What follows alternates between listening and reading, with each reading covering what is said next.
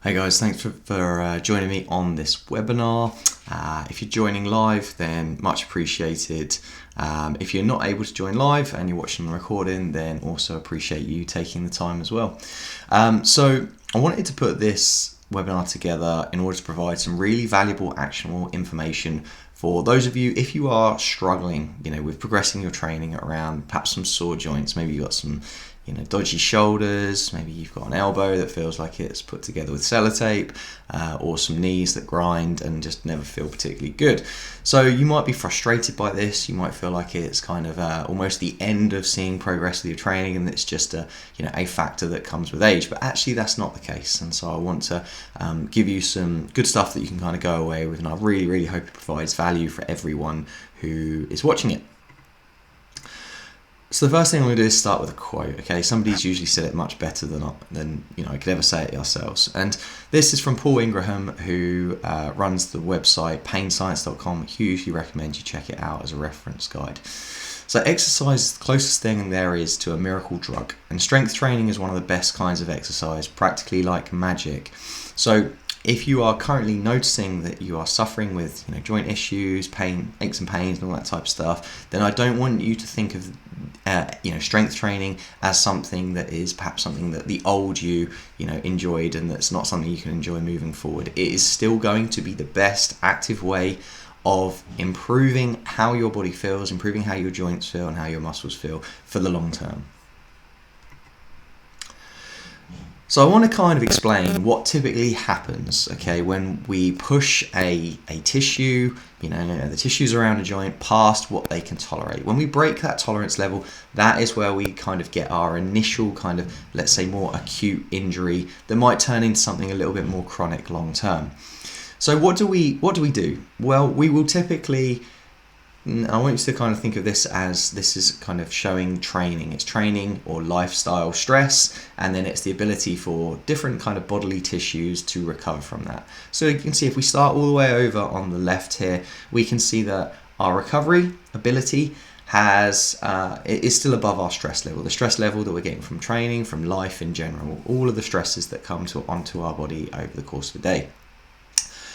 However, in the next training session, what's happened is stress has surpassed our ability to recover from it. And this means these tissues have essentially reduced. Their ability to recover has dropped capacity. Now, this should usually go kind of back up relatively quickly, but when we do something that's perhaps slightly more through past our tolerance level than we can actually recover from, we see that it just keeps trending downwards. But what do? We're blokes, we've got a lot of testosterone going through us, we don't like to think that we need recovery. It's just a case of kind of ploughing through it. So we might drop our training a little bit, but we still push ourselves relatively hard. What happens, however, is that we start going further down again. So we bring training stress down, maybe not as much as it needs to be, and we drop down further. So it gets to the point where something feels so painful or so uncomfortable that we can't ignore it anymore. And so what we decide to do is I'm just going to take a week completely off training, and whilst our recovery comes up a little bit, we then go back to, I'm going to push again. I've given myself a week's recovery. It feels a little bit okay. I'm going to go back to doing pretty much what I was doing previously.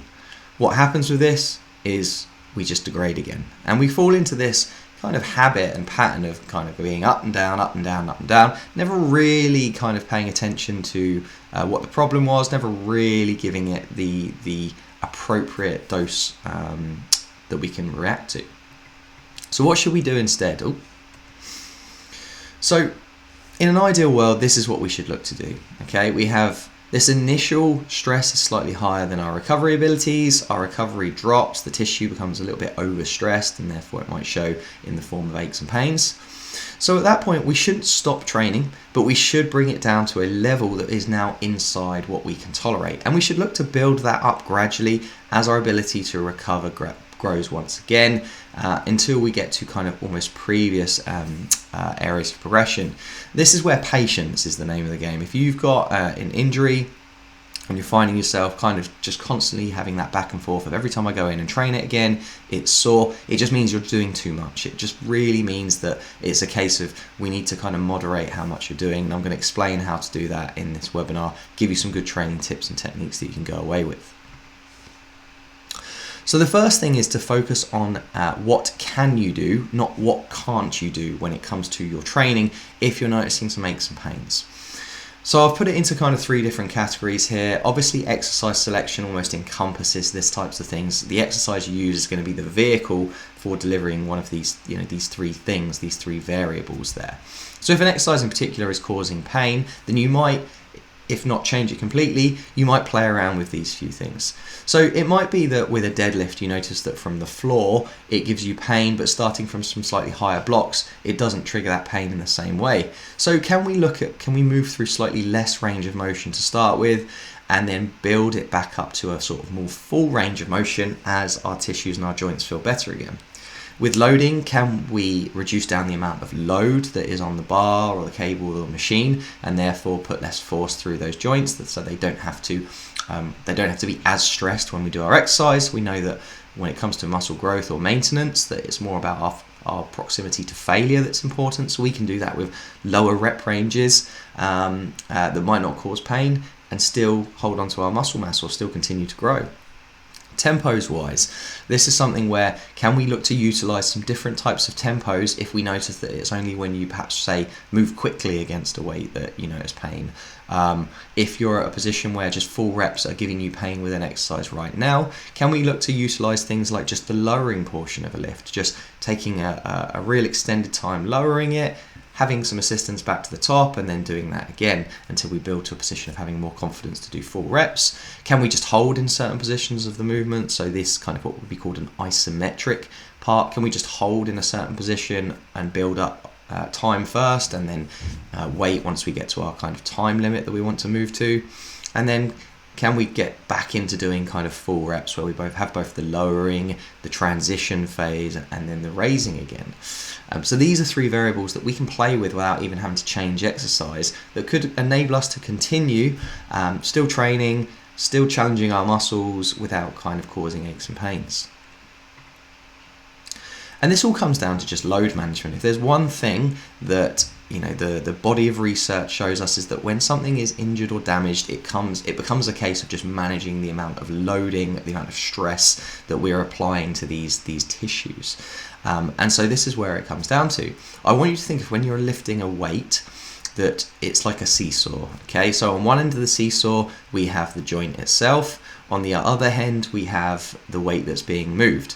And when a weight is being moved at one end, the other end is going to want to move in the opposite direction, which means that we need all of this stuff around the joint in order to keep it in place. So we need to just manage not only how much is this, how big is this rock, but whereabouts is this rock being placed. So let's show you what I mean by that. So this is where we're going to move on to what's called joint force hacking. Okay, this is just training tips and techniques that we can use to hack how much our joints, those 2 bits where bones meet, have got to deal with when we're lifting weights. So the first thing I'm going to talk about is the 3-1-3-1 band-aid. This is the most simple one out of the lot of them. It is just simply a tempo. It's 3 seconds down, 1 second pause in transition, 3 seconds on the way back up, so not actually lifting with maximal intensity, and then 1 second pause at the top. Now you can tell straight away with this kind of tempo, you would need to utilize a lower weight than you would typically do for a certain number of reps. Why is this? Why are we looking at doing a tempo that's much less explosive than we've typically been taught to lift with? Now you may have seen this video before. It's just showing the effects of what's called like inertial effects, or think of it more as like momentum. How hard is it to start pushing and start moving something, as opposed to how hard is it once it's already moving to keep going. So think of it like a car. If you're pushing a car and it's from a dead start-stop, you need to put a hell of a lot more effort to get that car moving than you do once it's moving. So in this video here, you might have seen this before and maybe some other webinars, I'm just showing the difference between lifting with a slow tempo as opposed to lifting with a faster tempo. So with the slow tempo, you can see on this gauge, it gets to like a 2 o'clock position. However, I start lifting it faster, so imagine I'm lifting the weight and I'm lifting it much, much faster. You'll actually see, if I was to pause it at the right moment, I'm probably going to struggle to do that, that actually it would end up at much more of like a 3 o'clock position. And I want you to think of that. You can see it's still on its way down as it goes past 2 o'clock there, so it's more force. I want you to think of that as the actual amount of force that is going through, the amount of stress that is going through your joints. And this is where you can see that just lifting with a slightly slower tempo can be a really easy, simple way of giving those joints less to do without stopping working a muscle or stopping working a body part altogether. Okay, so what the fuck is this? This cable, it looks like something from like 50 Shades of Grey or something like that. What is this all about? Why do you see people doing this? You'll see a lot of bodybuilders doing this. They might not know perhaps the reason why they're doing this, but certainly if you're dealing with some dodgy joints, this could be a really useful tool to use, and I'm going to explain why now. So first of all, I've got to credit Tom Purvis. This is taken from a photo taken from a webinar from personaltraining.com, and this is just showing essentially what happens when it comes to joint forces when we lift a weight. So I want you to think of this bar here as an arm. Think of it as an upper arm, and then imagine there's an elbow joint somewhere, and then you have our forearm, okay? So we know we have our resistance. Our resistance in this example, I want you to think of it as being like a cable lateral raise, and the cable is just coming straight down in this example here. So this is where the resistance is. Then at the other end, we have our joint force. So this is the joint, this is our upper arm going into our shoulder blade, and that's essentially what makes up the shoulder joint, these two things kind of meeting in the middle there. So we have an amount that's trying to move this side when this side moves. And then we have the muscle that's actually providing this movement. And this example here, we have, and I'm going to basically just say it's our shoulder muscle. This is our deltoid. This is where it kind of comes into, let's say, on our upper arm. So we've got some numbers here. We've got the muscular torque, the effort of this. Now you might not be able to see it, but it says 462. Then we have the joint force, and this is how much force is being applied to this side of the joint. Now we know the same amount of force would need to be applied on the other side in order to stop that joint from kind of swinging back and forward. So we know that the muscles around this joint, the tissues around this joint are having to deal with this 3, 4, 6, and then we have the resistance. And for this example here, we don't know what this resistance is. We just know it's creating that much challenge muscularly and that much challenge to the joint itself. So what happens if we move this resistance closer to our elbow? And in this example here, imagine that this is a cable that's now attached to a cuff just above the elbow. Now this resistance, because it's now closer to the moving axis, this joint here, the bit that's moving, we know this resistance would need to go up. It'd need to be almost doubled, okay, because it's going half the distance now. But we can see the muscular effort is still around about the same. It's 430. The only reason it's slightly less than this is because it's, this was moving up and down a little bit as it was being done. But if we look at the joint force now, we can see it's now 209 instead of 346. It's about 60% of the amount that this joint has got to deal with when lifting with the same amount of muscular effort as opposed to in the first example. And this is why utilizing something like a cuff further up the arm if you're doing a cable lateral raise as opposed to being in the hand, or doing something like a knee extension with the pad that you push against being closer to the knee than further down by the ankle, can actually reduce down the amount of force that you feel through the joints. And if you're, like I say, noticing you've got some niggly knees or niggly elbows or shoulders, this is how you can still keep the same amount of muscular demand whilst perhaps being a little bit easier on your joints whilst they are perhaps just recovering and bring themselves back up to a higher level of tolerance. What's the next thing? What's the next reason why cuffs and things can be really useful? Well, I kind of alluded to it a little bit there. I'm just going to, let's see if I can just put this on mute. So in this example, I'm going to show you just how the momentum that we've got to deal with is changed from having something like, let's say, closer to the moving axis, the end of the moving joint, or the moving joint itself, should I say, as opposed to being further away. So in this example here, I want you to imagine that I've got a 5 kilo kind of cuff in that arm there, and I've got 5 kilos as a dumbbell in the hand there. Now what you'll be able to see is as I play this, as I move the arm out, you'll notice that if there was a dumbbell in the hand, it would be moving twice the distance as the 5 kilo cuff would be going. Okay, so look, we're going twice the distance as that will be. But they're getting there at the same time. And if something's moving further and it's taking the same amount of time that something that's moving less far, we know this thing here is going to be moving quicker. And if something is moving quicker, it means it's going to take more effort to both start it accelerating and more effort as well to stop it. We know it's common sense. You know that it's going to be harder to stop a car that's moving faster as opposed to the other thing. So same again, this reduced momentum just reduces the amount that this joint needs to work with in order to get the exercise both going and both stopping. So that's another reason why this could be a great example. Now, if I had more time, I'd show you how this works on things like certain machines and the design of them and how the lengths of the bars on the machines can change things. But for now, this is good enough. Next thing is blood flow restriction training. So if you've never come across blood flow restriction training, I'm just going to play this little video because I've done this kind of previously already before. It's quite nice and concise, and so what I'd rather do is just play this for you and it will show the examples as we go through it. And this can be a great tool if you are, like I say, currently suffering as soon as you lift anything of any considerable weight. Flow restriction training is some cuffs. You don't need anything fancy. You can pick them off Amazon for pretty cheap. However, some of the thicker ones are much better for training the legs, as these ones can be a bit overstretched, especially if you've got particularly big quads, unlike me. So they should only be used when training the limbs, okay? So you can't use it for anything like the chest, it just won't work. You can only use it for limb training, so you could use it for anything from the shoulders down, and typically when you're training the arms, you want to have it around what's known as the delt insertion. So it's basically called the deltoid tuberosity. It's just where the shoulder goes into the upper arm. Then tightness, you want to tighten it at about 7 out of 10, okay? So you don't want it so tight that you completely occlude any blood from leaving, because you'll soon know about it, it won't feel particularly good, but typically about 7 out of 10 is what you're looking for with this.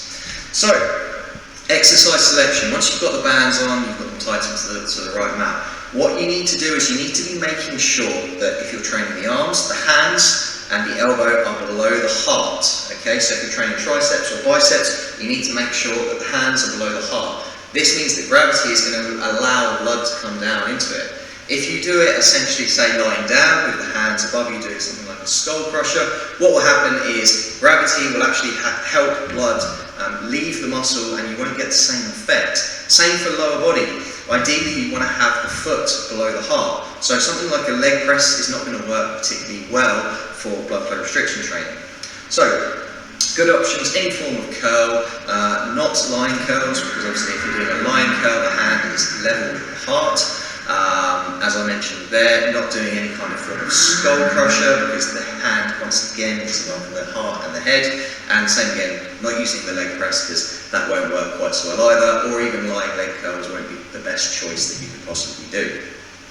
Okay, so what kind of rep range do we need to work through? Well, the approach that's used in most research is essentially 30 reps done with 20 to 30% of a 1 rep max, followed by 30 seconds rest, and then 3 sets of 15 the same weight with 30 seconds rest in between. However, there's no magic to this. Essentially, all you need to do is work at a particularly high rep range, taking it very, very close to failure.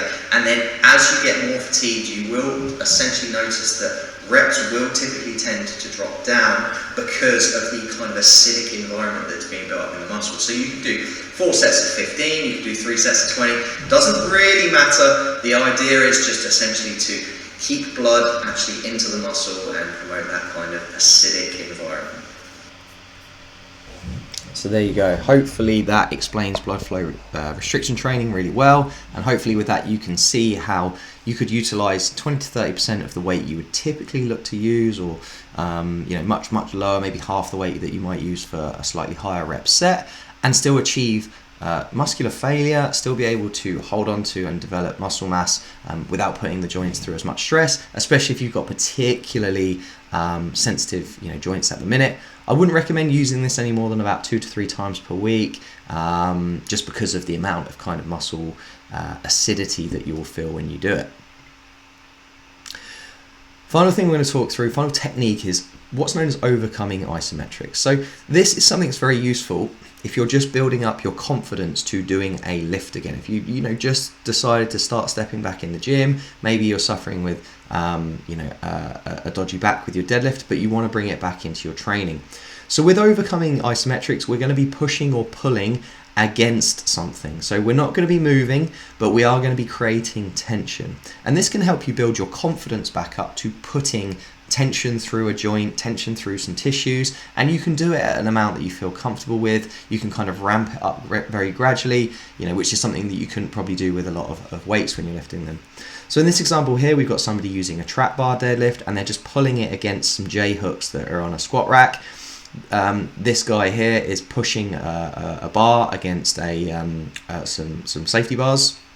This guy's pulling a towel against the side of a squat rack, and then this guy's doing kind of like a half bicep curl, like holding in place on some sort of weird like platform. So with this, how would I recommend doing it? I'd recommend just ramping the tension up gradually and doing it to like a 5-second hold, then maybe taking about 20 seconds rest, doing it again, and doing that for like 3 to 5 reps. Over time, you can look to build how hard you pull against that. You can build the amount of time or the amount of reps that you do that with, and you're just essentially just providing a little bit more stress to those tissues over time. I would exercise caution with how you get started with it, looking to ramp it up gradually, see how you respond to it, and hopefully that will get you to a position of feeling really confident in performing the movement again with like a kind of full range of motion with a full rep. I hope that's providing some great stuff that you can kind of go away with in your next session if you're currently suffering with some dodgy elbows, dodgy knees, dodgy shoulders, dodgy everything. We had the using of cuffs, so how we can look to utilize cuffs. We had the 3-1-3-1 band-aid tempo that we could look to use. We had these overcoming isometrics, and then we had the blood flow restriction training. So there's 4 techniques you can kind of go away with there already. However, if you are still thinking, I'm not sure how I would look to do this within a session, and you do feel like you want some help, then please don't hesitate to book in a custom fit call with me, and we can look to chat about what you'd like to achieve, both with your training, perhaps, and your nutrition, and we can kind of give you an idea about the options that are available to you, how we would work things, and go from there. So thank you very much for joining this. If you've got any questions or anything, please just chuck them on the comments below, and look forward to speaking to you all soon.